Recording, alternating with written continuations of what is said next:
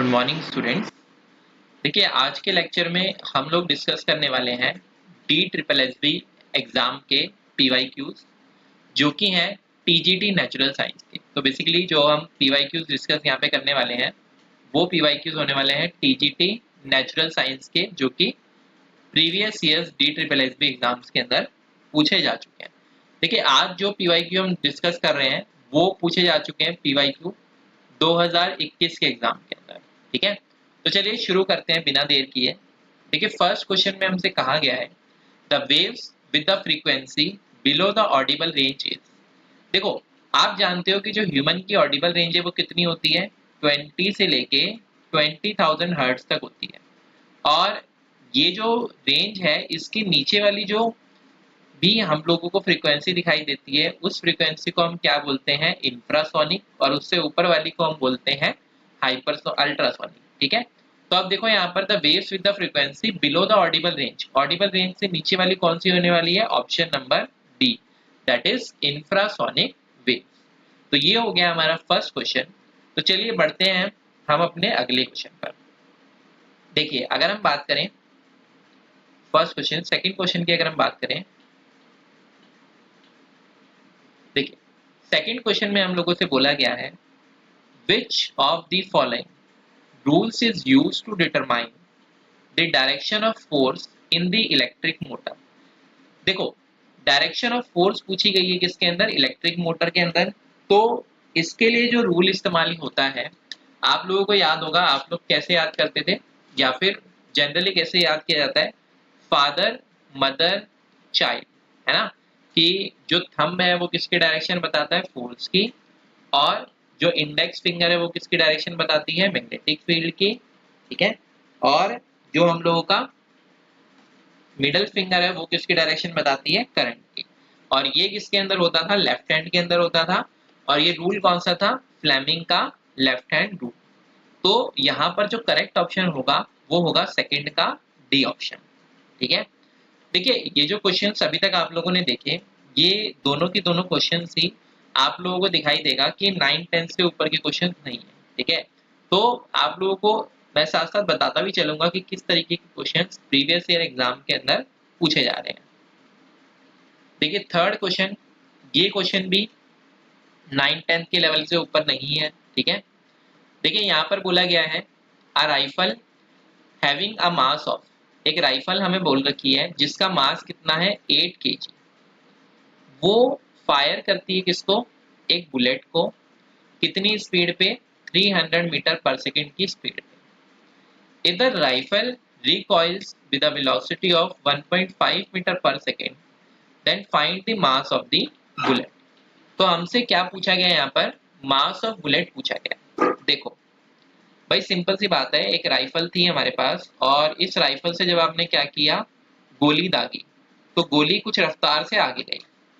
अब आप जानते हो कि जितनी रफ्तार से गोली आगे जाएगी, ठीक है, उसके हिसाब से ही क्या होने वाला है, जितना मोमेंटम आगे धक्का खाएगा उतना ही सेम मोमेंटम पीछे भी होने वाला है। ठीक है, तो आपको पता है कि यहाँ पर जो मोमेंटम है दोनों का क्या रहने वाला है, सेम रहने वाला है। ठीक है, तो यानी कि अगर आपने यहाँ पर बुलेट को फायर किया है, ठीक है, अगर आपने यहाँ पे क्या किया है, बुलेट को फायर किया है, तो बुलेट का जो मोमेंटम होगा और जो हमारी राइफल है उसका जो मोमेंटम होगा वो बिल्कुल सेम होने वाला है।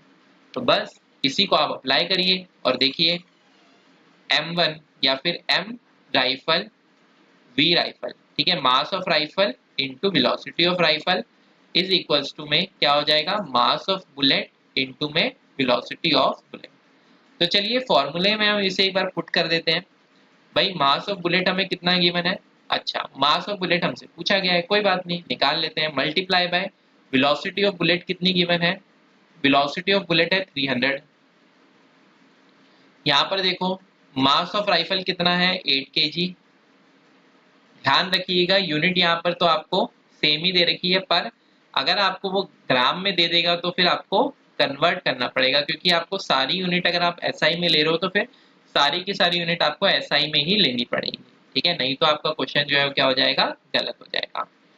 ठीक है, तो वेलोसिटी ऑफ राइफल कितनी है यहाँ पर, 3/2, पुट कर दीजिए, ये इससे कैंसिल होगा तो यहाँ पर आएगा 4। ठीक है, ये यहाँ पर 3 से कैंसिल होगा तो क्या आएगा, 100। और फिर ये कैंसिल होगा, तो ये कितना आया 25।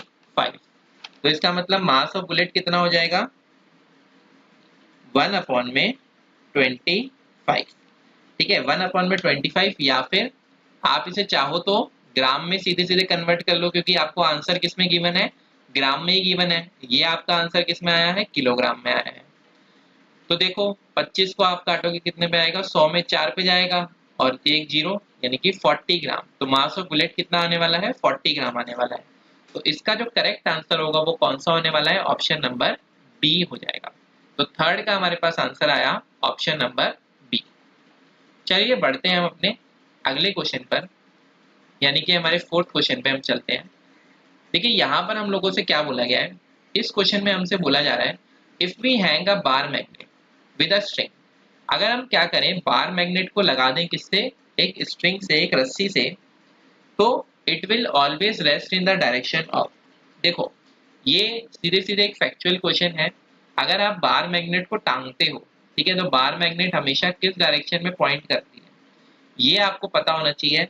बार मैग्नेट हमेशा किस डायरेक्शन में पॉइंट करती है, नॉर्थ साउथ डायरेक्शन में वो पॉइंट करती है। ठीक है, तो ऑप्शन नंबर जो आने वाला है आपका करेक्ट, वो कौन सा होगा, फोर्थ का सी ऑप्शन करेक्ट हो जाएगा। ठीक है, उम्मीद करता हूँ आप लोगों को यहाँ तक जितने भी हम लोगों ने क्वेश्चन डिस्कस किए आपको समझ में आ रहे होंगे। अगर आप लोगों को समझ में आ रहे हैं तो आप मुझे कमेंट करके बता सकते हैं। अगर आपको कोई डाउट्स आ रहे हैं तो आप लोग मुझसे पूछ सकते हैं। ठीक है, कमेंट बॉक्स में ही आप मुझे कमेंट करके भी पूछ सकते हैं, या फिर आप लोग मेरे नंबर पे भी मुझसे पूछ सकते हैं। जितना हो सकेगा मैं आप लोगों की मदद करने की कोशिश करूंगा। 8467912306 ये मेरा मोबाइल नंबर है, इस पे भी आप कांटेक्ट करके मुझसे अपने क्वेश्चंस को पूछ सकते हैं।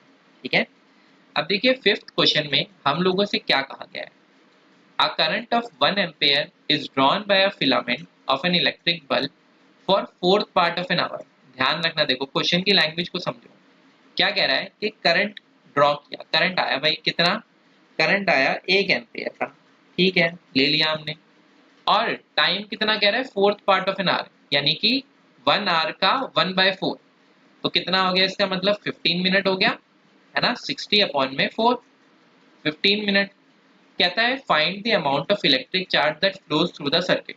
तो भाई हमसे क्या पूछ लिया इसने, इलेक्ट्रिक चार्ज पूछ लिया। और चार्ज के लिए आप फॉर्मूला जानते हो क्या होता है, Q इज इक्वल टू आई, आपको पता है, T आपको पता है, Q क्या होता है IT। बस फॉर्मूले को लगाओ, आंसर पाओ। ये तो 1 हो गया और टाइम कितना हो गया 15, लेकिन ये टाइम किसके अंदर है, मिनट के अंदर है। पर आपको टाइम चाहिए किसमें, आपको टाइम चाहिए सेकंड में। ठीक है, क्योंकि इसके अंदर फॉर्मूले में कौन से भी टाइम आता है, सेकंड के अंदर, ऐसा यूनिट। ठीक है, तो इसलिए आप क्या करोगे, इसे मिनट को सेकंड में कन्वर्ट करने के लिए 60 से मल्टीप्लाई कर दोगे। तो अब आप मल्टीप्लाई करोगे तो क्या आएगा, 15 × 60 यानी कि 900 कूलम। ये आपका फाइनल आंसर आ जाएगा। तो जो यहाँ पर आपका करेक्ट ऑप्शन है वो कौन सा है, फर्स्ट ऑप्शन आपका यहाँ पर करेक्ट हो जाएगा। ठीक है, उम्मीद करता हूँ आपको ये क्वेश्चन समझ में आया होगा। तो चलिए हम लोग बढ़ते हैं अपने अगले क्वेश्चन पर। देखिए सिक्स्थ क्वेश्चन में हम लोगों से बोला गया है, एक बार मैं इसे रब कर देता हूँ फिर देखते हैं। देखिए which of the following statements is are true, कौन सी स्टेटमेंट जो है वो ट्रू है। देखो कौन सी स्टेटमेंट सही है हमसे पूछा गया है। ये किसका क्वेश्चन है, केमिस्ट्री का क्वेश्चन है। इसमें बोला जा रहा है the intermolecular forces are less in liquids in comparison to solids, कि इंटरमोलिकुलर फोर्सेस जो हैं वो कम होते हैं किसके अंदर, लिक्विड्स के अंदर, किसके मुकाबले में, सॉलिड्स के मुकाबले में। भाई बात तो ठीक है, क्योंकि इंटरमोलिकुलर फोर्सेस सॉलिड में ज्यादा होते हैं तभी तो उसके पार्टिकल ज्यादा पास पास रहते हैं। ठीक है, तो बिल्कुल सही बात है, लिक्विड्स में इंटरमोलिकुलर फोर्सेस कम होते हैं, पहली बात सही है। The shape of liquid can easily B change, बिल्कुल आप लोग जानते हो कि लिक्विड की कोई शेप फिक्स नहीं होती। ठीक है, तो इसका मतलब ये वाली स्टेटमेंट भी ठीक है। The volume of a given mass of liquid can easily B change, नहीं, इसके वॉल्यूम को आसानी से आप चेंज नहीं कर सकते। लिक्विड का वॉल्यूम जितना है उतना ही रहता है। ठीक है, अगर आप मान लो बहुत ज्यादा प्रेशर भी लगाओगे, आप हल्का फुल्का घटा दोगे, तो आप इजीली तो चेंज नहीं कर सकते इसको।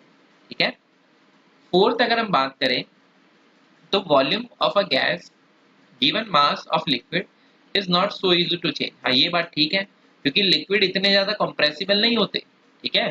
हाँ, भले ही सॉलिड के मुकाबले अगर हम देखें तो थोड़े ज्यादा कंप्रेसिबल होते हैं, लेकिन गैस के मुकाबले बहुत कम कंप्रेसिबल है, ठीक है। आप गैस, बहुत सारी गैस को क्या कर सकते हो, एक छोटे से एरिया में रख सकते हो, लेकिन आप लिक्विड के साथ ऐसा नहीं कर सकते, ठीक है। तो देखो यहाँ पर करेक्ट कौन कौन से हैं, हमसे करेक्ट ही पूछे गए हैं। तो फर्स्ट, सेकंड और फोर्थ जो है यहाँ पर करेक्ट है, तो इसलिए हमारा जो ऑप्शन है वो कौन सा हो जाएगा, बी ऑप्शन यहाँ पर करेक्ट हो जाएगा। चलिए बढ़ते हैं हम अपने अगले क्वेश्चन की तरफ। देखिए नेक्स्ट क्वेश्चन में हम लोगों से कहा गया है, which of the following law principle has been applied to form the principle of hydraulic lift used to raise heavy loads। देखो ये जो हैवी लोड्स की बात कर रहा है ना, ठीक है, उसके लिए हम क्या बनाते हैं, हाइड्रोलिक लिफ्ट बनाते हैं।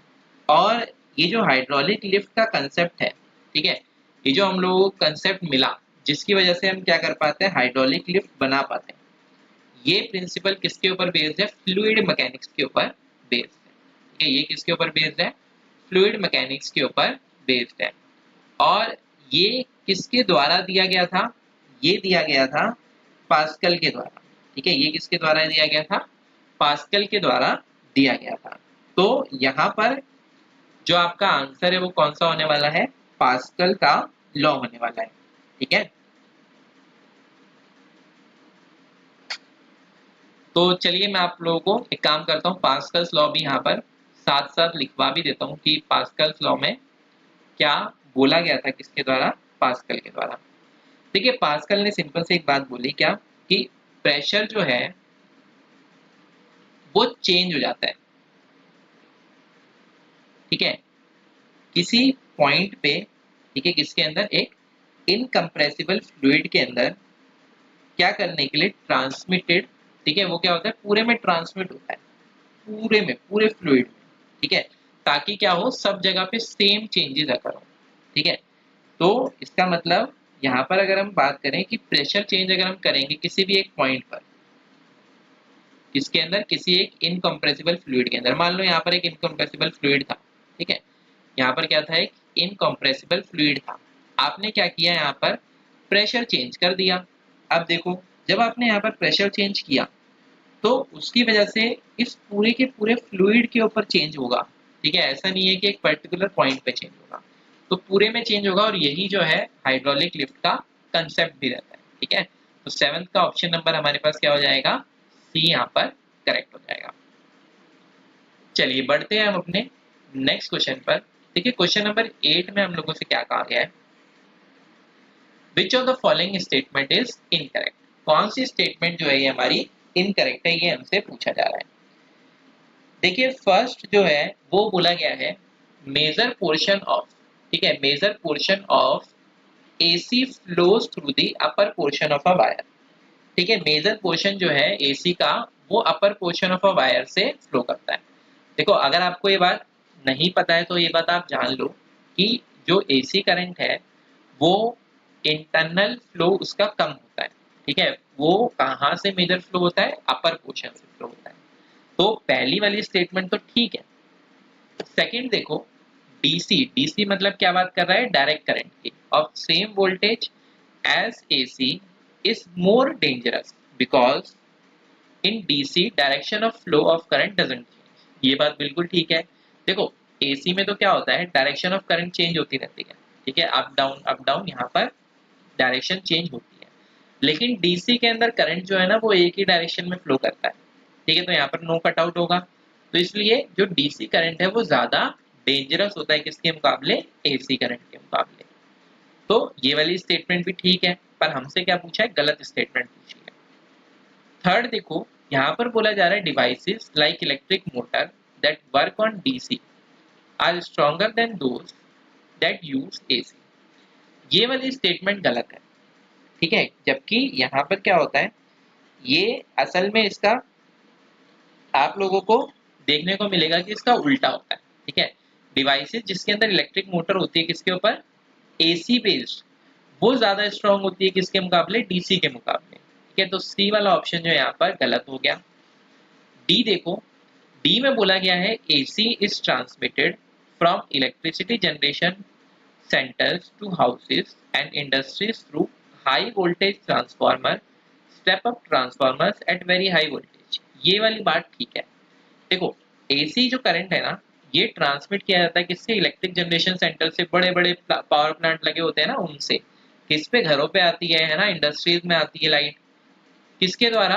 हाई वोल्टेज ट्रांसफार्मर लगा रखे होते हैं, ठीक है, जिनको हम क्या बोलते हैं? स्टेप अप ट्रांसफार्मर्स हैं। और ये क्या करते हैं? बहुत हाई वोल्टेज की लाइन इनमें क्या होती है? कनेक्टेड होती है, ठीक है। तो ये वाली स्टेटमेंट भी क्या है हमारी? डी, और डी वाली स्टेटमेंट भी हमारी करेक्ट है। तो हमारा एक ही ऑप्शन यहाँ पर गलत है और हमसे इनकरेक्टली पूछा गया था, तो ऑप्शन नंबर सी जो है यहाँ पर हमारा करेक्ट आंसर हो जाएगा। चलिए बढ़ते हैं हम अपने अगले क्वेश्चन पर। देखिए, नेक्स्ट क्वेश्चन में हम लोगों से क्या कहा गया है? A wave of wave length 0.50 centimetre is produced, ठीक है, in air and it travels at a speed of 250 metre per second. अच्छा, तो आप एक काम करो, सबसे पहले तो वो चीजें लिख लो जो आपको यहाँ पर गिवन है। देखो, एक तो आपको यहाँ पर क्या दे रखा है? उसने लैम्डा दे रखा है।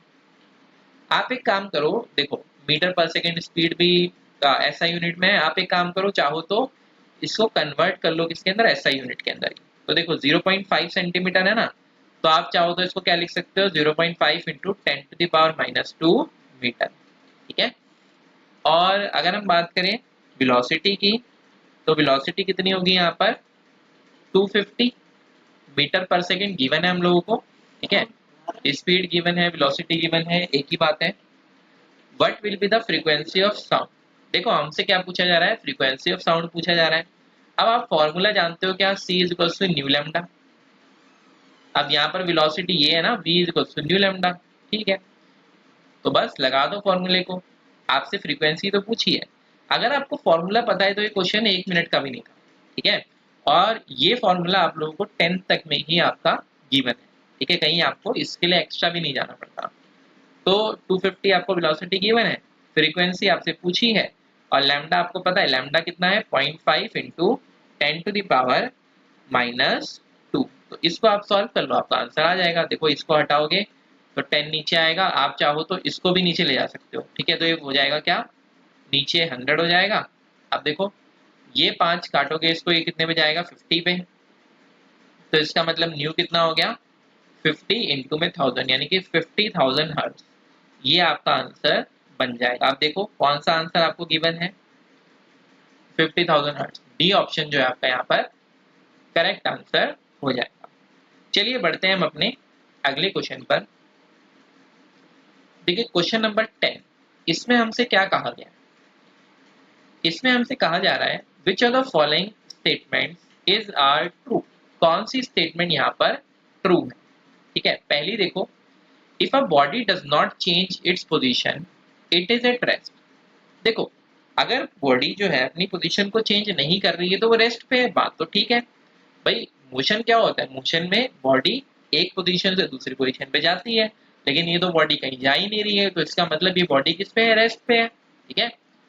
There is no meaning of rest और मोशन विदाउट द व्यूअर। ये वाली बात भी ठीक है, क्योंकि फिजिक्स में आप लोग जानते हो क्या होता है कि मोशन हमेशा किसी चीज के रिस्पेक्ट में होता है, ठीक है। एक बंदा मान लो ट्रेन में अगर कोई बैठा है, तो वो ट्रेन में बैठा है, आप भी ट्रेन में बैठे हो, दोनों सेम स्पीड से मूव कर रहे हो, तो सामने वाला आपको देख के बोलेगा कि भाई ये रेस्ट पे है, आप उसको देख के बोलोगे कि भाई तू रेस्ट पे है, ठीक है। लेकिन अगर बाहर से कोई बंदा देख रहा होगा तो क्या बोलेगा? कि तुम दोनों चल रहे हो। और तुम दोनों अगर इसको देखोगे तो तुम क्या बोलोगे? कि ये चल रहा है। तो रेस्ट और मोशन जो है ये कंप्लीटली किस पे डिपेंड करता है? व्यूअर पे डिपेंड करता है। तो ये वाली बात भी बिल्कुल ठीक है। तो इसका मतलब यहाँ पर जो करेक्ट आंसर होगा वो क्या हो जाएगा? ऑप्शन नंबर बी हो जाएगा, ठीक है। यानी कि बोथ 1 एंड 2 दोनों ही स्टेटमेंट्स जो है यहाँ पर करेक्ट है। देखिए, अगर आपको आज की क्लास पसंद आई तो इस वीडियो को लाइक कर दीजिएगा और इस चैनल को अपने दोस्तों के साथ शेयर कर लीजिएगा, ताकि हम लोग आगे भी आप लोगों के लिए ऐसी ही अच्छी अच्छी वीडियोस, ठीक है, लेके आए। अभी ढेर सारे पीवाईक्यूज जो है यहाँ पर डिस्कशन होना है, क्योंकि अभी तक जो हमारे एग्जाम्स हुए हैं वो 12 पेपर्स हुए हैं टीजीटी नेचुरल साइंस के। मैं कोशिश करूंगा कि सारे के सारे पेपर्स को यहाँ पर डिस्कस किया जाए। तो ऑलमोस्ट अगर हम बात करें 1200 क्वेश्चन हैं। अगर कुछ क्वेश्चंस को मैं रिपीट भी मान लेता हूँ कि कुछ क्वेश्चंस मान लिया कि रिपीट भी हुए हैं अगर एग्जाम्स के अंदर, तो भी मैं मान के चल रहा हूँ कि कम से कम 1000 क्वेश्चंस तो ऐसे होंगे जो कि हम लोग यहाँ पर डिस्कस करने वाले हैं। ठीक है, तो अच्छे से आप लोग इस सीरीज को देखिए और मुझे पूरी उम्मीद है कि आपको DSSB TGT नेचुरल साइंस के एग्जाम में इसका बहुत बेनिफिट मिलेगा। तो चलिए फिर आज की क्लास को यहीं पर ख़त्म करते हैं। Happy learning.